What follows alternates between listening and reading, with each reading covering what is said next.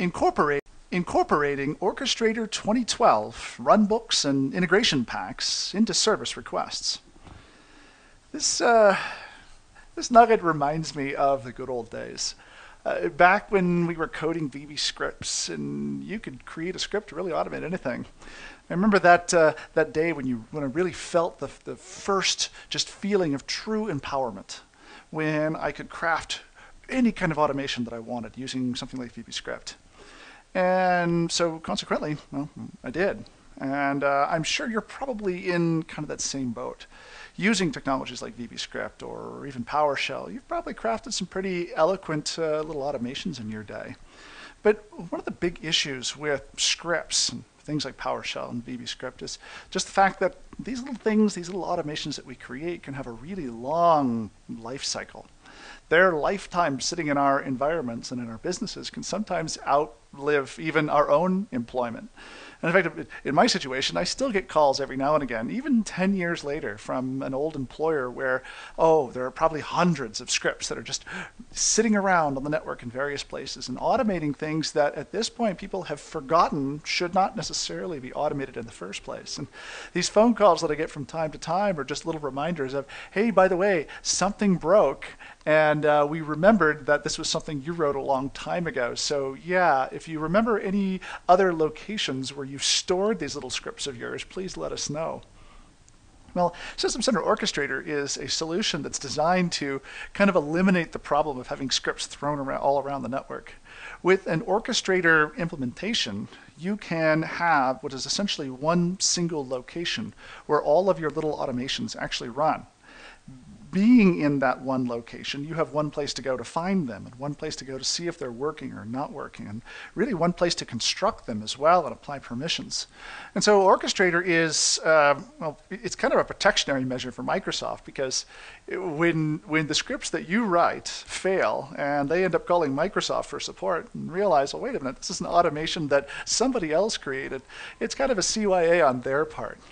But more importantly, in relation to our process of getting to complete automation, Orchestrator, and specifically its integration with Service Manager and also VMM, really kind of completes all the things that we need to lay into place to get to that notion of complete automation. I think you're going to be really excited about what we're going to talk about here, because this, the third in our four-part series on the other pieces in System Center, may just really give you that serendipity to realize exactly how powerful all of the System Center stuff really is. So in this nugget, I want to talk about how, well, the role separation between these different components is thus. Service Manager handles the request process, and we're going to spend some time in Service Manager actually creating a service offering and then also a service request. And so, as you've already experienced within Service Manager, this is the place where you go and you track your work orders and people submit requests for resources and things like that. Well, what we're intending to do is use the request coordination pieces of Service Manager to go about provisioning something inside of VMM and allow Orchestrator to handle the orchestration of all of these activities that are going on.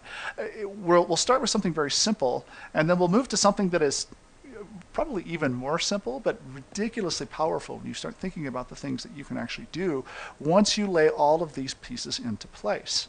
So what we're intending to do here is, through Service Manager, and specifically the Service Manager website, the self-service site, I've gone ahead and installed this site already for you. It's a little SharePoint site. I've updated it to SharePoint 2010 SP1. I've installed the Service Manager web components onto it. It's very simple installation, so it's not really anything that's worth taking a look at for our purposes. So what we're intending to do is to have some user go to that website and say, you know what, I need a new VM. Now, in the completely manual world, that process involves the ticket getting created, and then you going to get the ticket, and you creating the VM and doing all the work, and then alerting the user that everything is done. Well, we have these automations now. And so why not take full advantage of these automations? So when the user goes to that web server to say, hey, I need a new resource or a new request, Service Manager can then go and talk to System Center Orchestrator to say, you know what, hey, I need a new VM. And Orchestrator can then work with VMM to say, hey, VMM, if you've got the resources, go ahead and build that new VM because Service Manager has told me that I have an approved request for building that new VM. Doing that requires the creation of one or more Orchestrator runbooks. And these are, I don't know, that the term post-PowerShell just keeps coming into mind, but these are object-oriented. This is an object-oriented approach that you can use to link together a bunch of actions with literally arrows and conditionals that create something out of a variety of different objects that are available to you. You'll see what I mean here in just a second. In order to get those runbooks, we have to install and register a variety of Orchestrator integration packs. Now, these integration packs are designed to give additional objects into Orchestrator so that you can interface with things like VMM and creating VMs and those sorts of activities that a VMM would supply. Everything runs on PowerShell. All of this whole piece here has underneath it sort of a universal system bus that is Windows PowerShell. So you are layering an object-oriented approach over the top of PowerShell commands that are run underneath. Now, once we create the runbook defines what we want to accomplish. But we also have to, in addition to figuring out what we want to accomplish, we also have to craft what we think of as a service request and a service offering so that Service Manager can then alert its website to let it know that there's something that is available that I could then provide for my users.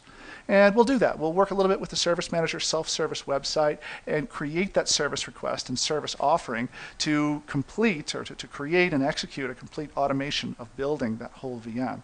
Again, I think this is going to be fairly exciting for you because we are really completing all of the automation promise that I've been talking about for the entirety of this series. So we are here back on client.company.pri.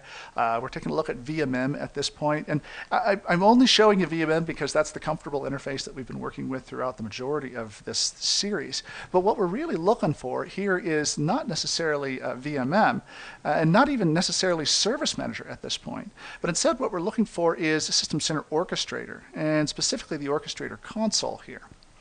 Now the Orchestrator console is, you can think of it as a graphical representation of the PowerShell commands that you might want to construct to accomplish certain things.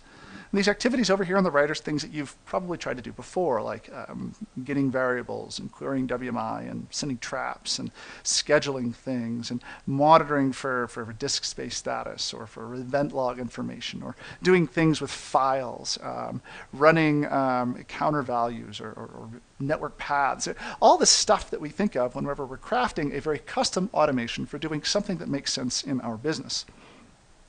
Let me start by actually just creating kind of a fake runbook that for this runbook, we'll just give it a quick name here. Let me rename this to our runbook, or maybe our fake runbook, because that's what we're attempting to do.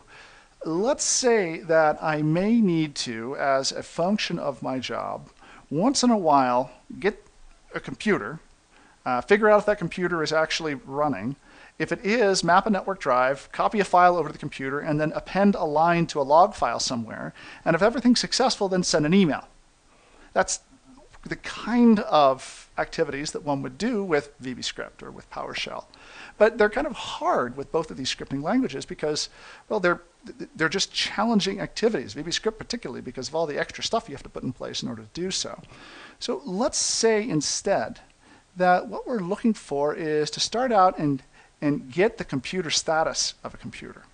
Right? We want to know whether or not that machine is responding to a ping or not. If that status is successful, then what we want to do is actually map a network drive. So if I can find the map network drive here, I believe it's under, if not utilities, maybe file management. If I can go find where it was here, just a second ago. Here it is, map network path. So the next step here is to map the network path. So if the computer is running, go ahead and map a drive. With that drive mapped, well, now the next thing we need to do is actually copy a file. So let's copy that file then as the next step in the process. If the file is successful, well, or if the file copy is successful, then let's go ahead and actually update a log file so that we can note the fact that the file was successfully copied. I can do that here under, let's see, that would be under File Management, new text file management, here it is, and append line. There's a lot of objects in here, and so just finding the right object is sometimes challenging to do. Once we've appended the line to the log file, well then let's go ahead and notify the administrator via email that the process is complete. Now this would take a lot of coding to do in any regular environment. You know, any kind of VB script that you were creating or PowerShell script that you're creating, this can involve quite a bit of real intensive scripting in order to get this to work, with all the error messages and the standard error and the standard out and all the correction and verification that things are working. But here inside of Orchestrator, things are relatively easy because I can literally click and drag arrows between these objects to say that if I have, in the case of this arrow, a success, that the first action responds with a success, then go ahead and move over to the next step in the process. Now, in and among each of these activities are properties as well. So what is the computer name that I want to identify here? And what are the specifics of the network path that I want to map? If I have a file that I want to copy, well, what is the file I want to copy? And where do I want to copy it to? And then what are some specifics associated with that file? Do I want to overwrite it or fail it or create a new file? Do I want to do a filter here based off of the file age or some other options? And do I want to even use a specific user account in order to accomplish that? Do I want to, with appending the line, what's the line I want to append, and then what's the actual text that I want to append to the line? You can see here there's some really fantastic things that we can do with Orchestrator to ensure that we get all the things that we need to do to complete this automation. For the email, all right, well, what do I want to send? And what are my message options? And how do I actually connect up to get that email sent? Now, this is a very basic orchestration that we're trying to create. In fact, what's neat about this is that in addition to creating just a basic straight line orchestration, what if we actually have problems? Right? What if instead of sending an email whenever we have a success, I also want to send an email out whenever I have a failure as well? So I can actually go through here, and if I can find the little plus sign there, I can actually create a second line here and change the properties of the first line to happen only whenever we report a success in that last activity. And if we report anything else other than success, such as a warning or a failure, then go ahead and run down the second path to send an email out that's a very different email. So as you can see here, we can get really rich in the kinds of orchestrations that we're trying to build here. Now, as I've gone and admittedly had to search through to find the various objects that I need to, you can see here that the items that are available to me are fairly basic in nature. Right? Needing to copy a file is a fairly sort of foundational thing, and sending an email, very foundational thing. None of these are any of the higher level actions that we would sort of attribute to things like VMM. And so Orchestrator is out of the box somewhat limited in what it can do. But if we want to actually make use of some of the more rich features, we can add those in using what are called Orchestrator integration packs. Let me actually show you a website here. I'm going to go up here to the internet and go to this TechNet website that talks about a few integration packs that are available for System Center itself. And down here you can see that for the major System Center components, we actually have a number of integration packs that plug right into Orchestrator. Over here on the left, you can see that there are a variety of other ones as well. So a service manager, virtual machine manager, things like that. There are also integration packs that third parties support as well. So there's an HP integration pack, and there's one for VMware that simply just makes use of the publicly available extensibility points that these third-party vendors have built into their products. So what do these integration packs do? If I click here on Virtual Machine Manager and I scroll down to the bottom, just bear with me for just a second, I want to show you the activities that, in the case of the VMM integration pack, that integration pack actually supports. Down here under activities, you can see, if I scroll down, these are the activities that will be added to that activities pane there in the Runbook Designer. So now, instead of just copying files, I can create a VM from a template. I can get a disk or get a network adapter or repair a VM or start one or stop one. So these sort of higher order activities, the ones that can be really intense to try to code yourself, even in PowerShell, are now exposed because they're made available here as an integration pack in Orchestrator. For the 7247 exam, it's important for you to recognize that the integration packs exist and that you have to register and deploy them. I think kind of beyond that, I'm going to show you quite a bit more than just what's required for the exam, because I want you to be fully prepared for this. It really is one of the key powers, the key just awesome things that System Center can apply to your virtualization environment. So let's start by actually registering and deploying some of these integration packs out using System Center Orchestrator's one of its tools called the Deployment Manager. Now, obviously, I've already gone and installed Orchestrator onto this computer. So this is sco.company.pri. For the exam, the installation stuff is not necessarily directly required, and honestly, I think you're probably tired of seeing installation nuggets at this point. So I want to focus in on some of the more complicated things and some of the stuff that may not be immediately obvious, because it'll help you when you begin using this in production.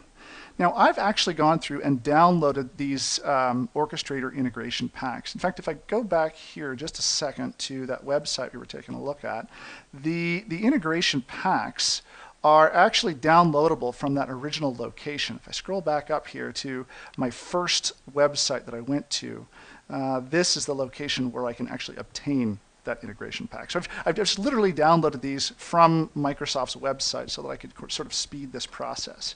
And after downloading them, you'll see they arrive in an OIP format. And what I need to do first here is, on the Orchestrator server, launching the Deployment Manager console here, what I want to do is actually register an integration pack with the Orchestrator management server. I do that by clicking Add, going to the location where those packs are found, and literally adding those directly in here. So let me go ahead and open these. It looks like I can't do them all at once, so I'll do them one at a time because I've got to get them all in here. Be aware that there are integration packs for both System Center 2008 R2 and System Center 2012. So I'm actually, I guess, doing both of them here because I'm doing the early ones as well. So here are all of the integration packs that we have, the ones both for 2012 and for the previous version. If I choose Next here and Finish, that will actually register them with the management server. So click the Accept button here to accept all of those as they register. Once they are actually registered, the next step is to actually deploy those integration packs out to the Orchestrator Runbook server that I want them to exist on. So the Runbook server, you can think of it as the central location where all these runbooks are actually executing from. And in this environment, I actually have the Orchestrator Runbook server on this SCO server. So let's take a look at these integration packs and actually deploy them out to essentially the same server where they're already registered. I'm going to select them all here at this point. And in fact, let me not select the ones that are the previous versions. I'm just going to select the ones that are the 2012 versions because those are the ones I'm interested in. So VMM, Service Manager, Ops, and Config Manager, at least just for now. Okay, we'll send those out to the server SCO because that's the server that we're interested in here. And we can either schedule that installation or we can choose some advanced options here. If this runbook server is actually running runbooks, do you want it to actually stop those that are in progress? As you can imagine, if I'm updating an existing integration pack, I probably want it not to update right in the middle of an execution of some runbook. In this case, I'll choose Next because I'm not actually running any runbooks at this point, and that's going to go about just simply installing all of that content down to this server SCO.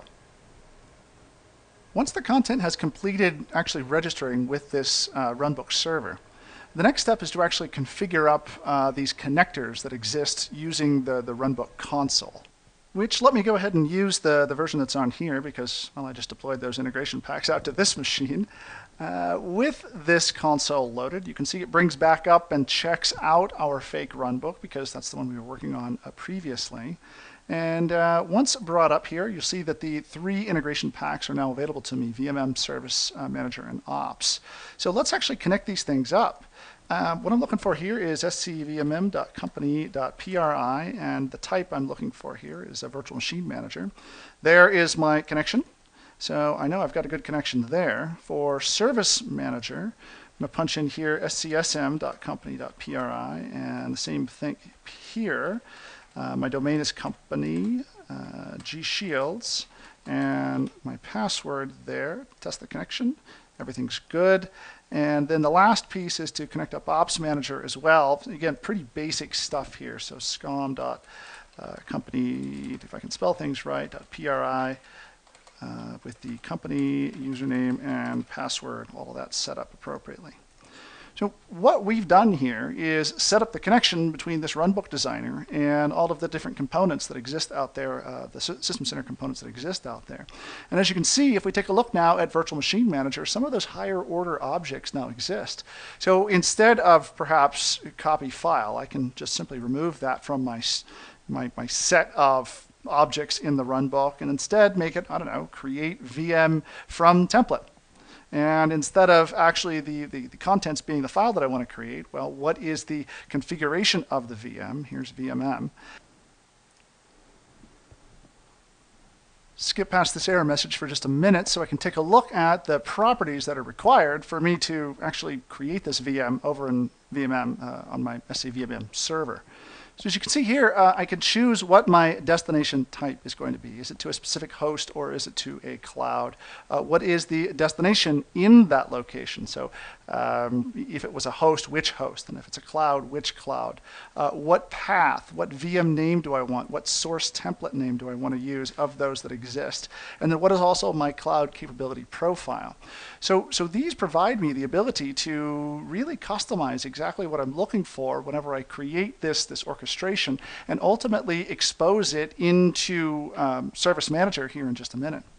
Let me go ahead and undo this checkout for now because what I really want to do instead is actually create a much different runbook here. I'm going to do something just quite a bit simpler just so that we don't have to worry about all the debugging that's involved with a multi-step runbook here. So let's call this a new VM. And for this runbook, what we actually want to do is 2 very simple steps. The first step is to essentially create a new VM from a template. That's one that we've already looked at here. But in fact, this is not really even the first step, because prior to actually having or creating that VM, we've got to get some information about the VM that we intend to create. You think about this. If I'm trying to create a runbook and if I hard code values into the runbook, well, that's not going to do me a lot of good if I intend on reusing this runbook over and over again. So in addition to having this VMM object here, let me actually add just before the VMM object another object here called initialize data. Now, a lot of runbooks you'll find will begin with this initialize data activity because it's the activity that actually allows me to identify, well, what data am I interested in piping into this create VM from template activity. I need to be able to supply it with information about the different parameters that are going to directly define what that VM will exist or look like whenever it gets created. So let me flip back here. Let's go back just to the create VM from template item here and just take one more look at the different configuration items that we would need in order to successfully create that VM. So let's see here. It appears that we need a destination type that can either be host or cloud. In our case, this is a cloud because we've gone through all this effort to create that cloud.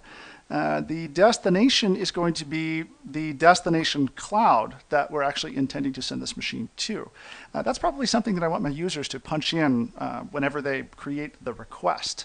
The path is only required when I have a host destination type, and the VM is something I want that user to actually input in as well.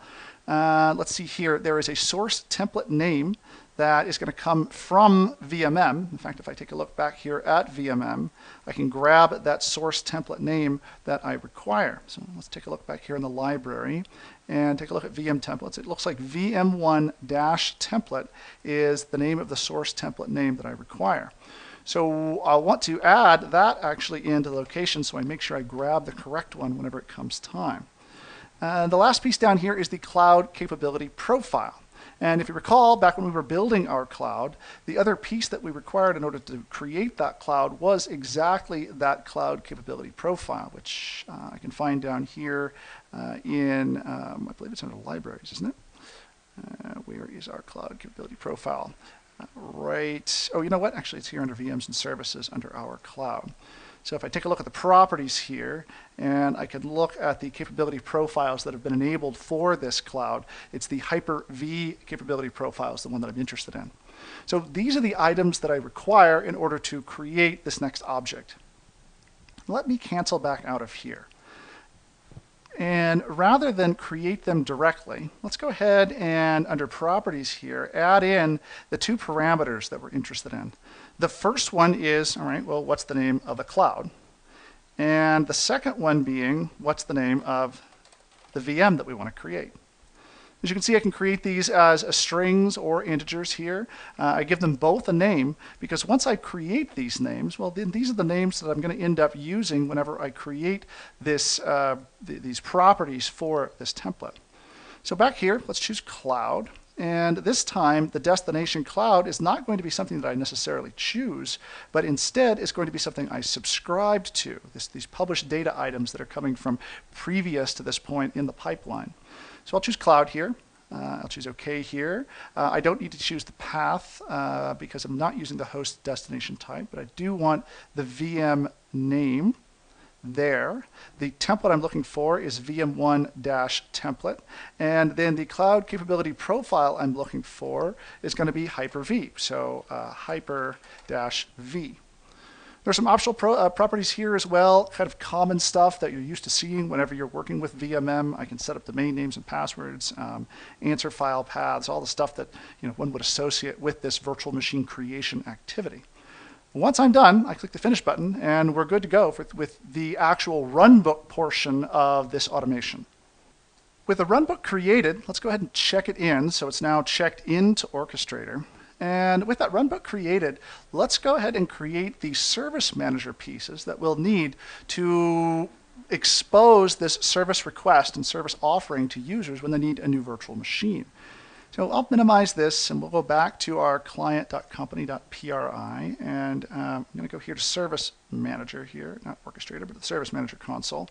If you recall, we were looking at this back in the last nugget. In that last nugget, when we created a service request, the service request said, hey, I need a new server. And then it got dropped into someone's queue, and someone would have to go about and create that new server on behalf of the person requesting the new resource. But this is sort of silly. Why not just allow an automation to take control instead of having some user have to go out and right-click and clone a new VM and spin up that VM and do all the work? So let's create exactly that automation.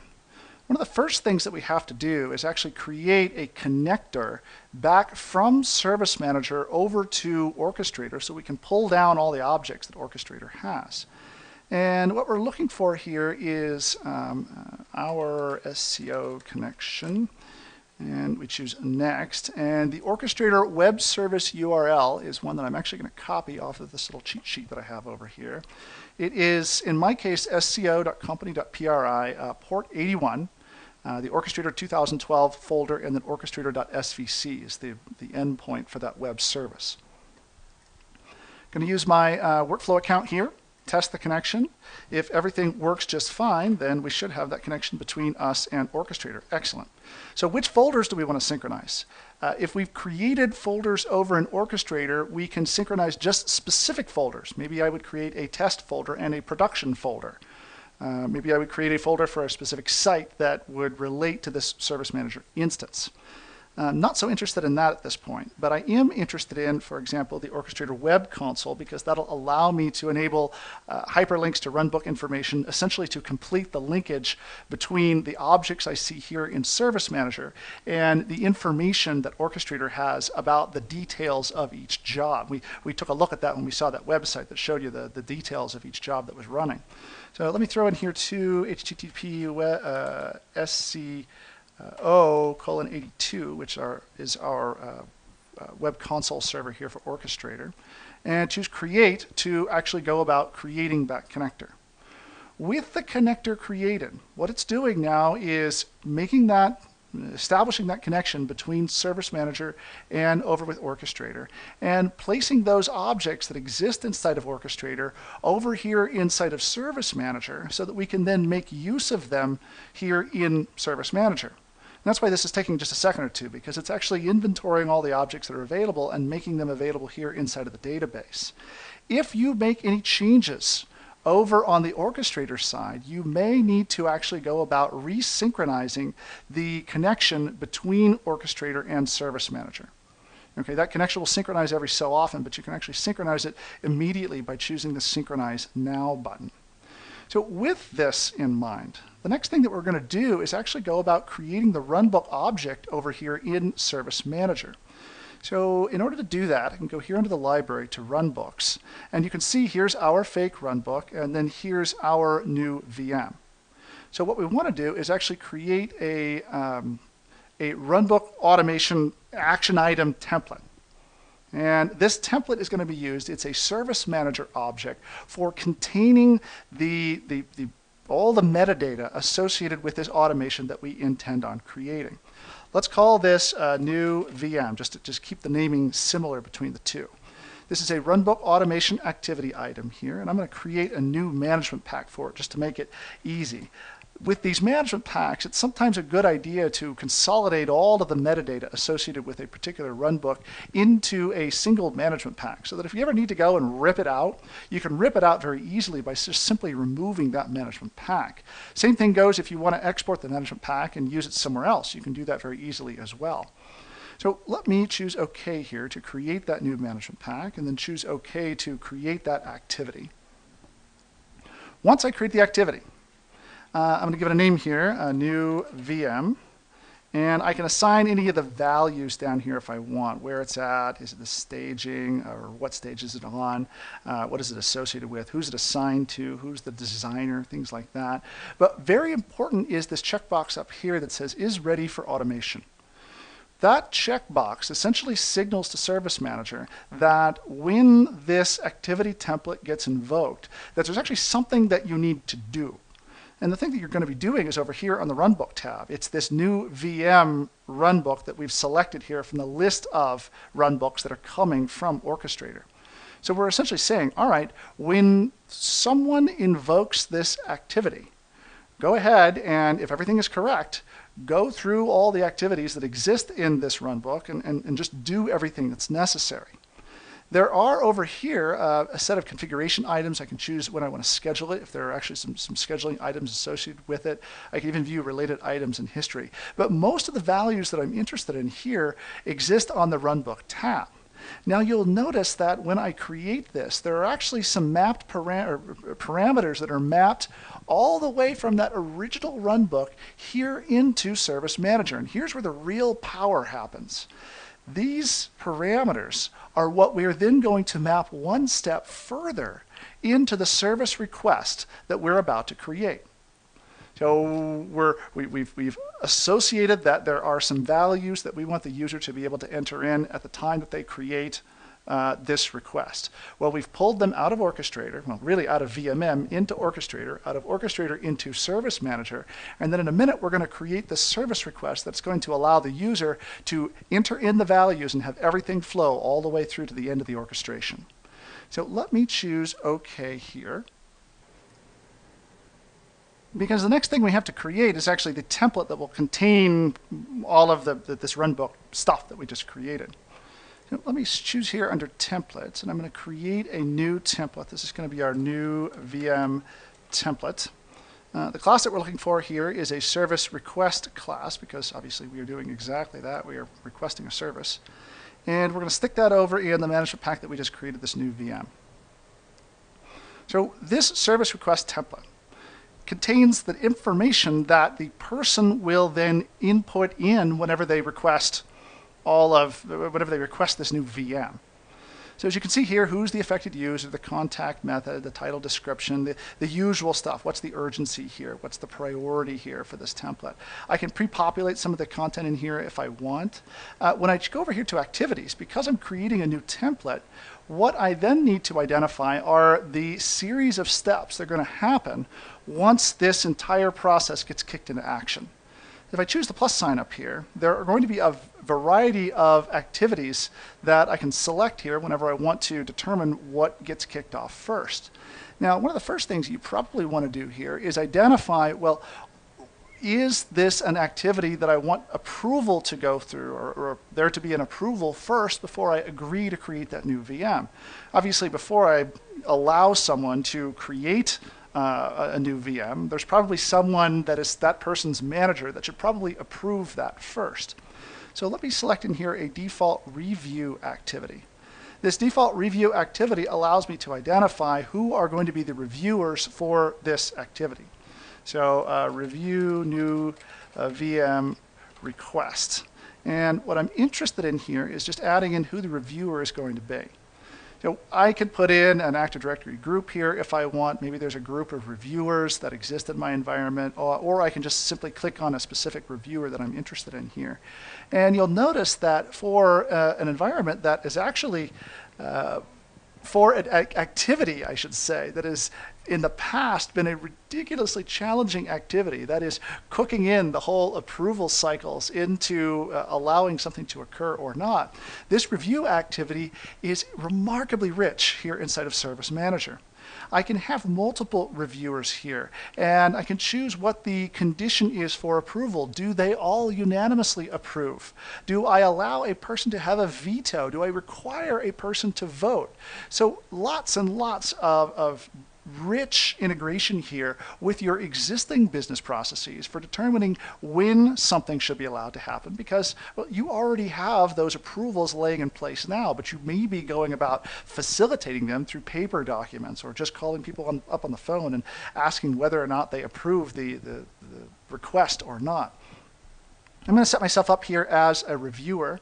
I don't have a veto. I don't necessarily need to vote, and the approval condition must be unanimous in that I'm actually the person that actually has to approve this.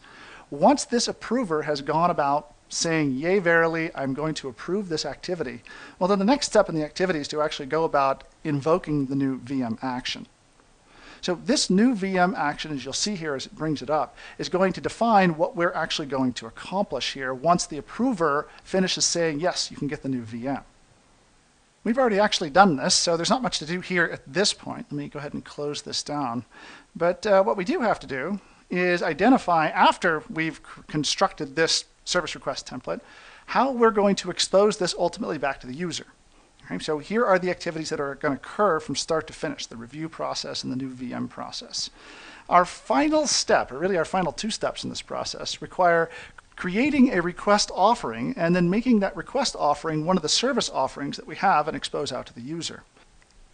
So let's go ahead and create that request offering now. I'll choose to create the offering here, and we'll call this request a new VM.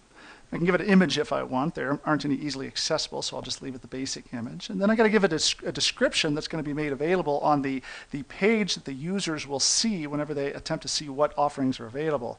I use this to request a new VM. Have to give it a template. The template that we just created is a service request template, a new VM template. And we're going to stick that in our new VM management pack.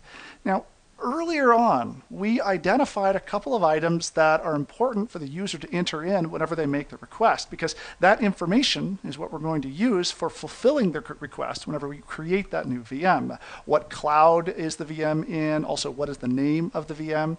I could also identify some instructions simply for the form. Use this form when you need IT to automatically create a new VM. Now, what are the prompts we need?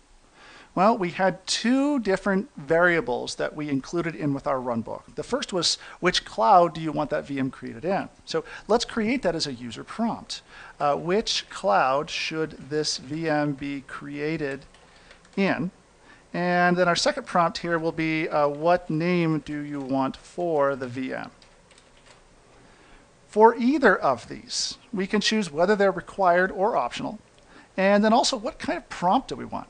Right? Do I use a decimal or a file attachment or an integer? As you can see in the name of in the cloud option, perhaps I want to craft a query that will see which clouds actually exist. Right? If I don't want the user to have to punch in a cloud name when they don't even really know what my naming structure is for all the clouds that are out there. So I can do that here via a query results. Now, that's a little bit of extra automation we're not going to get into. It's kind of out of scope for this nugget. We'll choose this as a text prompt, and also this one down here is a text prompt as well. But the ability for you to craft in all the necessary automation so that you don't end up messing up or giving your users the ability to mess up are all feasible here within this request offering template. Now, for each of these, I can then construct how I want the user to be prompted.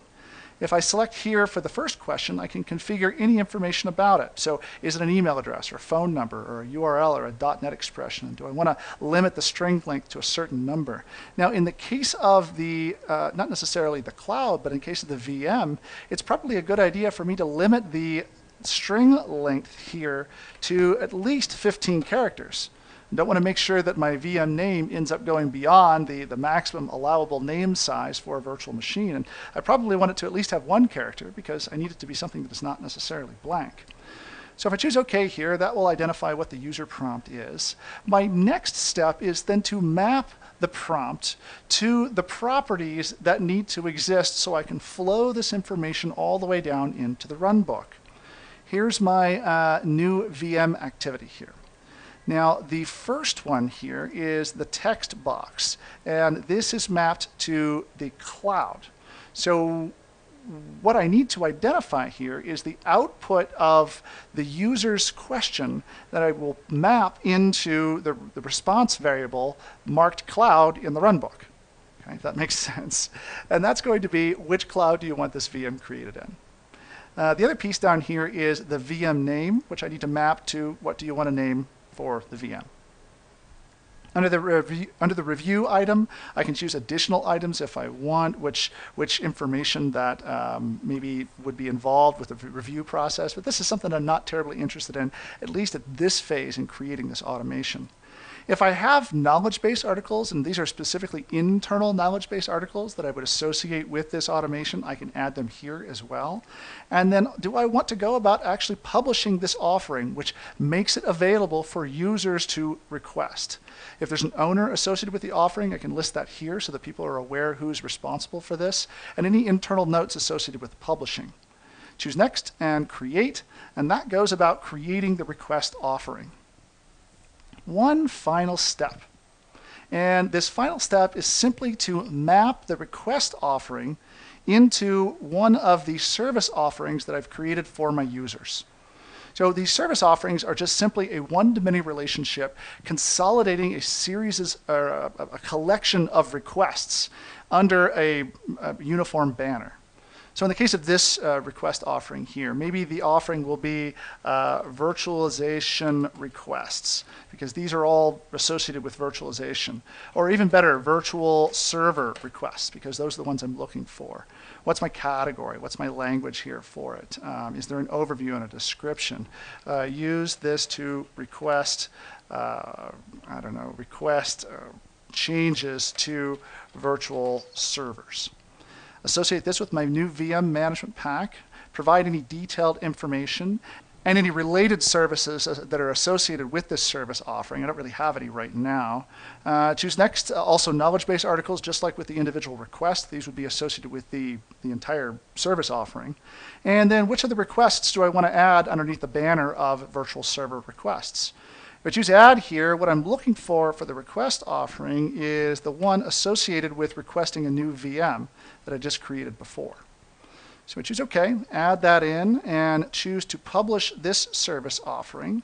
and create it. And now we have completed all the steps that are required to get from the very beginning, which is the user needs a new VM, all the way through to actually creating that VM.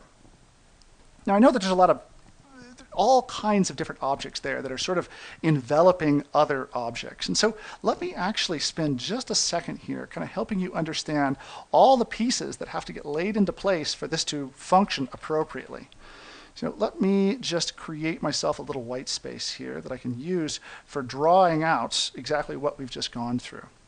So at the very beginning, and sort of center to everything, is what we think of as the integration pack. So I've got that little integration pack which exposes all of those objects that I need in order to really facilitate the actions that I'm attempting to do. Surrounding this integration pack is the runbook that I've created. This runbook defines the logic that that tells the equipment, the infrastructure, what you want to accomplish. Surrounding that is going to be the actual runbook activity inside of Service Manager. So this was the activity that we created inside of Service Manager that defines the metadata or the logic surrounding the service request that we've attempted to create. That runbook activity is then contained within a template. That template allows me to define even further information. The template includes things like who is going to approve this, who is actually requesting it, when are they requesting it, what is the priority and the criticality of the request. That gets contained within a service request. And the service request then itself is contained within a service offering. I told you offering. I told you that there were all kinds of building blocks that are going to be required in order to get to complete automation. And getting there requires you to be very, very specific and very careful about how you craft all of these individual building blocks. So as you can see, there's a lot of stuff here that's involved. We got 1, 2, 3, 4, 5, 6 different blocks that are consolidated like the Russian dolls within each other.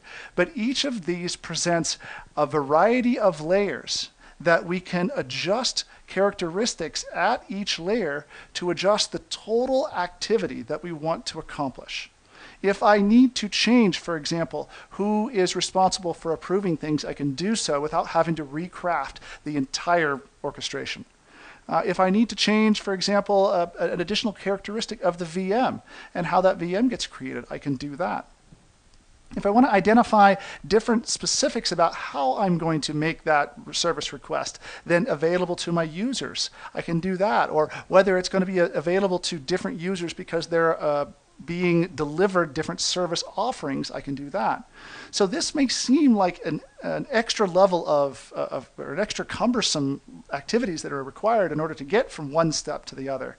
But all of these are necessary so that at any point in time, you can go about reconstructing and tailoring these to meet your needs based off of, well, any of the characteristics that exist on the ground. Now, the last piece of this is the user's piece itself, right? And the activities that the users want to accomplish in order to drive the generation of that virtual machine. Now that user-facing piece is actually a web-based console that exists on top of SharePoint that is a part of Service Manager. In fact, when you go and install Service Manager, there's an option for you to install the self-service web console in addition. Rather than have you go through the installation of SharePoint and have you see the installation of the console itself, again, I've gone ahead and already installed the components that, just like before, they're not a terribly interesting install, at least for our purposes here. And so what I've done is exposed it here to create the Service Manager portal. Now the Service Manager portal is, just as you can see, it's a web-based portal, sits on top of SharePoint, and exposes things that we've actually created previous to now. So here's our 3-tier service request. Hey, the 3-tier service is down. Can someone please do something with it? It's been assigned to us, so we recognize that, well, we need to do something with it because we've got access to this portal. When I actually enable the portal, In addition to knowing what my existing requests are and what my existing activities are, I can also take a look at the services that have been made available, that are now offered to me as a function of me being a user with the permissions to actually see these things. One of these is these virtual server requests service offering that I just created before. As you can see here, use this to request changes to virtual servers. And if I click into here, I can see the different requests that are available here inside of the service offering. So check it out. I can request a new VM. When I request that new VM, in order to request that, I need to go to the request form here and enter in the information that's required in order to support creating the VM. What cloud does it need to be in? Our cloud. And what name do I want for the VM? That can be VM2, for example. And once that's created and once it's submitted, it goes off for review.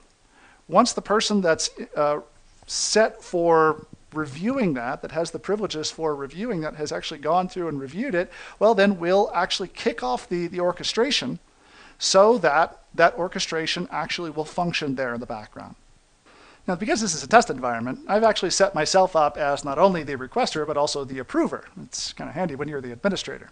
So if I take a look over here in my activities, you'll see that I get the request. In fact, here's the reviewer. And as Greg Shields, I'm going to go ahead and approve this request because, well, you apparently need a new VM. Choose Save, and that goes through actually approving this VM. We've hit our approval threshold here at this point. It looks like everybody's good to go for completing this request. And once Orchestrator actually recognizes that all the approvals are done and all the timeouts have occurred, this can take a minute or two. Once those timeouts can occur, well, then it is going to then kick off that orchestration, and via the integration with VMM, well, first of all with Orchestrator, and then from there over to VMM, actually go about spinning up that new virtual machine.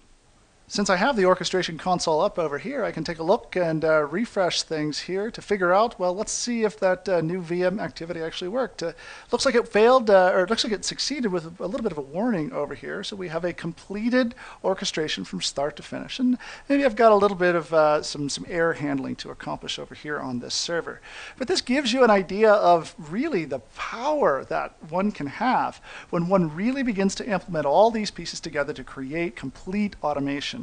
And in fact, the integration of Orchestrator into Service Manager, laying those last little pieces in place, really kind of brings the entire picture together to help you understand how runbooks and integration packs and service requests all come together to create that picture of complete automation that we were hoping to get from the very beginning of this series.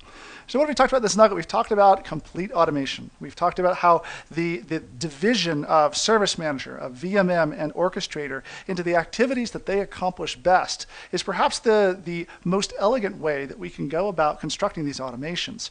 By having each of these different components actually go about doing the things that they're responsible for, the things that they do best, we can integrate them all together with a little bit of extra effort on the front end to create all this automation that is completely extensible for all the needs as things change in our environment. We then went through and created some Orchestrator runbooks, and then installed and registered a few of those integration packs, took a look at the self-service manager, or the Service Manager self-service website, and went through that process of creating and executing a complete automation. We've got one more step here in our four-part series on the different other pieces in System Center, and that's Data Protection Manager. So we'll now take a step back from all this wondrousness of complete automation and take a really quick look at how to protect our virtual machines using System Center DPN. But until then, I hope this has been informative for you, and I'd like to thank you.